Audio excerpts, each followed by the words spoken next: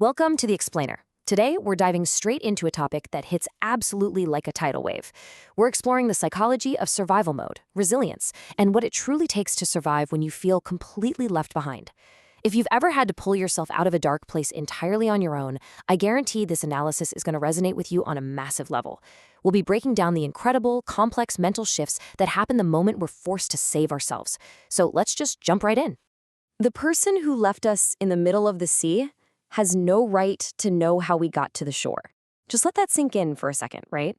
On the surface, it sounds incredibly cinematic. It's like this epic line delivered by some hero standing in a storm at the climax of a movie. It has this raw, poetic weight to it. But as we'll see, this isn't just some cool quote. It's a profound anchor for really understanding human trauma and the solitary journey of healing. So this viral post is what actually sparked the whole conversation. And what's really fascinating is how the author reflects on their own reaction to that quote. They point out that, while it initially sounds totally badass, the more you sit with it, the more you realize it exposes a painfully real and deeply agonizing truth. Because in real life, the person who leaves you adrift, they don't stick around to watch you swim. They just leave. They turn their back, and they're gone. It's a sudden, jarring disconnect that throws your mind into absolute chaos. To really get this, we have to look at the phrasing, the middle of the sea. We're obviously not talking about literal water here. It's a metaphor for a state of extreme psychological isolation. It is a period of overwhelming confusion and just paralyzing fear. It's that crushing realization that the world is terrifyingly vast and you are overwhelmingly small. The source actually brilliantly compares this to the movie Castaway. Think about it. Tom Hanks' character literally had to talk to a volleyball just to keep from going completely crazy in his isolation.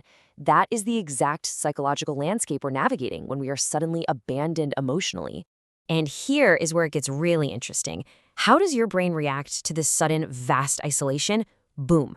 It triggers what psychologists call survival mode. When you're dumped in the middle of that metaphorical ocean, your brain instantly drops the luxury of beautiful, complex thoughts.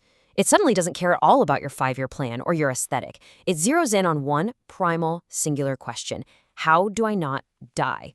In this state, you aren't trying to be brave, you aren't trying to look cool, you're simply operating on base instinct just to survive the ordeal of the day, the hour, or, sometimes even just the next minute. Now, this creates a massive disconnect between two people. The abandoner wasn't the one thrown into survival mode, right? So they look at the recovery from the outside and think, well, didn't you just swim back to shore? What's the big deal? They completely minimize the journey. Meanwhile, the survivor's reality is completely different. They're out there swimming blind, fueled by tears and sheer terror, constantly plagued by this echoing thought, am I actually going to make it? This clash perfectly illustrates exactly why the abandoner has no right to the survivor's story. They literally cannot fathom the cost of the ticket. The source material also highlights a deeply relatable, yet very unseen struggle. It admits a really dark truth. When you are swimming in that sea, there are days you just want to give up. Sometimes the exhaustion is so absolute that you just want to sink and let the water take you, just to end the struggle. But the defining characteristic of the survivor is that ultimately, despite that massive gravitational pull towards surrender, they make the grueling, exhausting choice to keep their arms moving. They just keep swimming.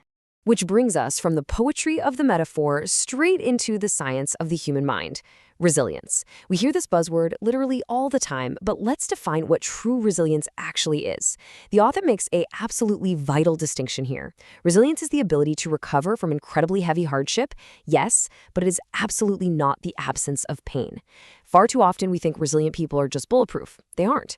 True resilience is feeling every single ounce of that excruciating pain, acknowledging it, and actively choosing to keep going anyway. It's a direct rebellion against that desire to give up. The author actually uses a really brilliant pop culture reference to illustrate this: the Naruto mentality. If you're familiar with the anime, you know the main character spends basically the entire series getting completely beaten down, battered, and bruised. But what happens? He always gets back up to train. He gets back up to fight. He doesn't stand up because the punches didn't hurt. He stands up because he actively chooses not to let the pain stop his progress. That is the core of psychological endurance. It is a daily, conscious choice to not stay down. But here's a truth that I don't think is talked about nearly enough. Surviving the sea means you never truly return to who you were before. Reaching the shore fundamentally alters your identity. We become infinitely tougher, for sure. But we also become incredibly picky about who we let into our lives. Our boundaries become absolutely ironclad. Many of us get quieter. We just don't feel the need to prove our survival to anyone anymore. And we get smarter in a very observant way, grasping the reality of situations without needing to say a single word. The old version of you drowned. The version that walks onto the beach is entirely new. Okay, so you've survived, you've reached the shore, you've transformed, but then we inevitably run into society's completely flawed expectations of what healing is supposed to look like. The world often wants this clean, painless wrap up to our trauma. But the text directly challenges this, and it forces us to unpack the ultimate myth of strength that most of us have honestly been taught since we were kids.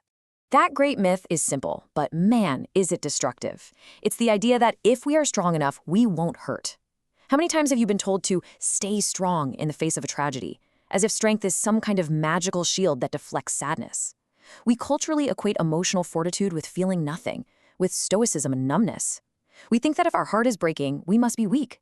But the source completely debunks this. It argues that this mindset is not only totally false, but it's actually actively damaging to our recovery. To really prove this point, the author anchors their argument in classic literature, specifically Hemingway's The Old Man and the Sea. In that story, the old fisherman engages in this brutal, days-long battle with a massive marlin. His hands are cut to ribbons, his body is entirely exhausted, he's in absolute agony. And the lesson there is paramount. The old man didn't win the battle because he was immune to the pain. No way. He won because he fully accepted the pain as part of the reality of the struggle, and he just kept pulling the line anyway. Victory requires enduring the ordeal, not magically escaping the physical or mental toll it takes on you. Which brings us to the final, critical choice we all have to make when we reach our own shores. When you reject your pain, when you pretend you aren't bleeding from the journey, you are really only fooling yourself and delaying your healing. But accepting that pain, acknowledging the trauma and the scars, that is stepping into true reality. That's where genuine growth actually happens. So, as we wrap up today's explainer, I want to leave you with a question to ponder about your own life. Are you exhaustingly fighting to hide your pain? Or are you brave enough to accept it so you can finally, truly stand on solid ground? Think about it.